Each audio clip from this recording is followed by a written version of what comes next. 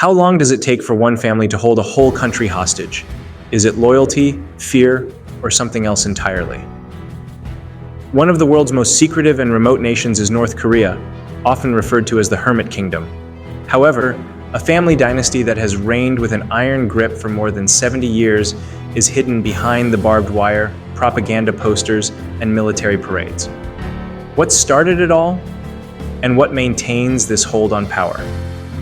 We now reveal the gloomy but engrossing chronicle of the Kim dynasty, one of conflict, terror, deceit, and tenacity. Japan controls Korea. We must first examine Korea prior to its division in order to comprehend North Korea.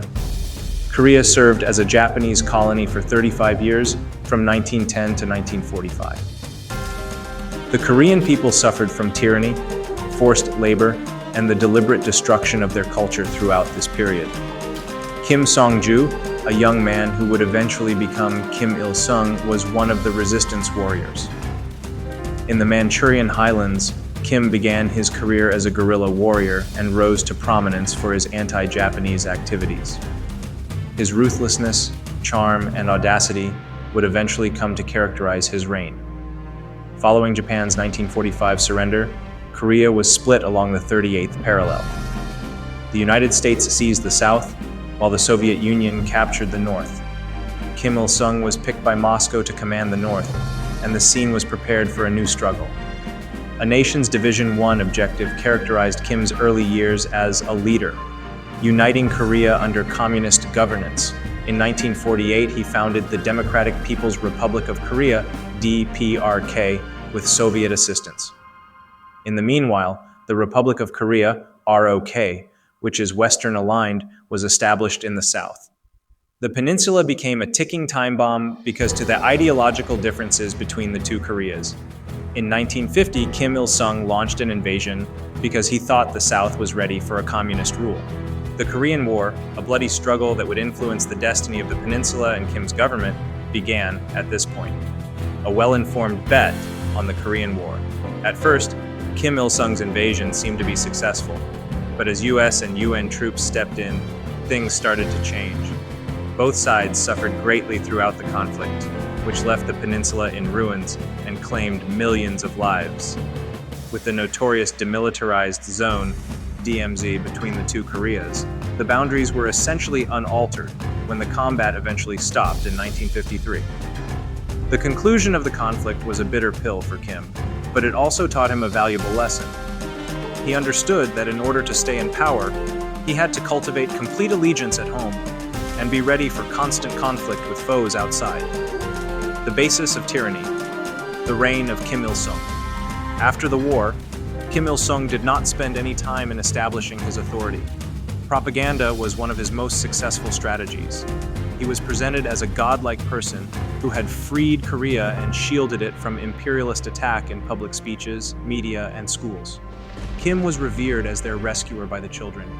Every house was decorated with his picture, and every day the populace was obliged to swear loyalty to him. Control was the goal of this personality cult, not only adulation. Kim made sure that disagreement would be seen as treachery not just to the state, but also to the Korean people by establishing himself as the father of the country. Additionally, Kim established the strict Songbun caste system, which divided people into groups according to how faithful they were to the government.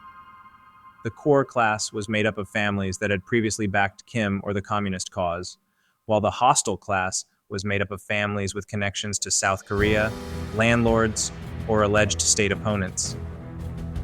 Everything was governed by this system, including where you could live, what occupations you might have, and even how you could get food. It was a brilliant social engineering move that kept the populace apart and prevented them from banding together to oppose the government. Kim Il-sung conducted brutal purges in order to hold on to power. Early political opponents, sometimes with their whole families, were either put to death or transferred to work camps. Not only did these purges eradicate resistance, but they also deeply frightened the populace. The crown prince of propaganda, Kim Jong-il, Kim Il-sung's oldest son, was raised to be his successor. In contrast to his father, who was seen as a military hero by the people, Kim Jong-il worked in the background, planning the propaganda apparatus for the dictatorship.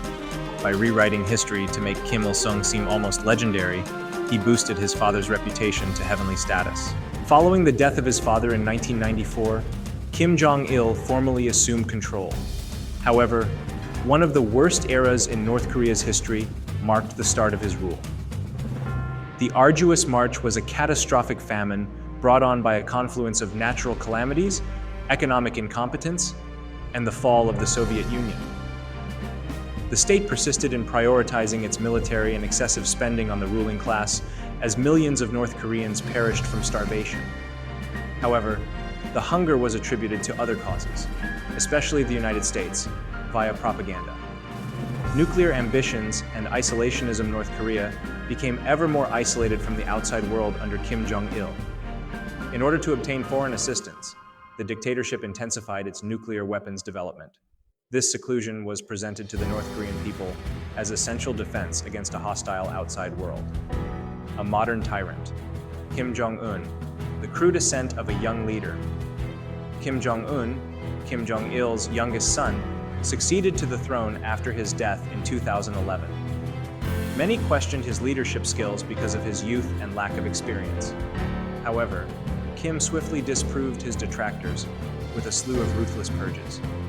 One of the most influential people in the dictatorship, his own uncle Jang Song-taek, was put to death by his command, threatening an assassination. The brutality of Kim Jong-un was not limited to North Korea. Kim Jong-nam, his half-brother, was killed with a nerve toxin in Malaysia in 2017. This well-publicized murder made it quite evident that no one was immune to his fury, not even relatives. The nuclear gamble.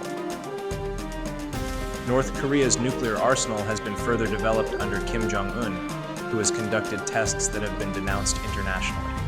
These weapons serve as more than simply military equipment for the state. To both home and foreign audiences, they are representations of might and defiance. Life under the Kim Dynasty, Act 5. North Korea's hidden hell, the gulags. The majority of North Koreans live in privation and dread, despite the regime's seeming might. Tens of thousands of individuals are imprisoned in political prison camps, sometimes known as gulags, many of whom have done nothing more than criticize the authorities. According to survivors, these camps are places of unspeakable torment, where dying is often seen as a relief. The function of fear and propaganda in Scene 14. The Kim Dynasty's authority comes from both its military might and its capacity to influence its subjects' thoughts. A society where dissent is unimaginable has been established by the state via the monopolization of information and the use of fear as a weapon. The Kim Dynasty's prospects. Even with its firm hold, the government is facing more and more difficulties. Through defectors and technology, information from the outside world is gradually making its way into North Korea. Would the Kim Dynasty ultimately collapse as a result of this exposure? North Korea's tale is far from done. One question still stands as the world observes: how long can a system based on lies and terror last? Conclusion. The narrative of the Kim Dynasty is one of propaganda, paranoia, and dominance. This family has molded North Korea into a country unlike any other, from Kim Jong-un's nuclear aspirations to Kim Il-sung's ascent as a guerrilla warrior. However, as history has shown, even the most powerful governments are not able to last indefinitely. I appreciate you seeing. If you enjoyed this insightful video, please consider subscribing for more in-depth looks into exploration and history.